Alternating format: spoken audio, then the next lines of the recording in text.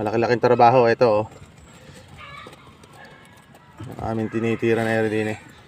Pero ano lang naman, simple. Yan. Simple na lang naman sa amin, eh. Ganun rin gawain. Pero talaga medyo kuha kasi nawala na supply ang buong barangay Bayabas. Yung po nung bumuga yung pinaka tapon sa dulo na biyak. Medyo maganda po kasi pressure dito, inaabot ng mahigit 100.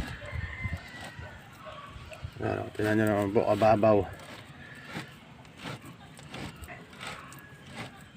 Alas na yan, ah.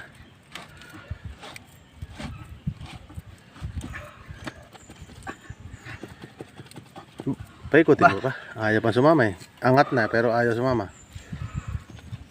Ayan po. Pinapalitan na. Ayan po yung isa, yung nasira. Ayan, oh. Butas. Tanggal yung pinakatakip. Ayan. Ayan na po yung isa. Ayan.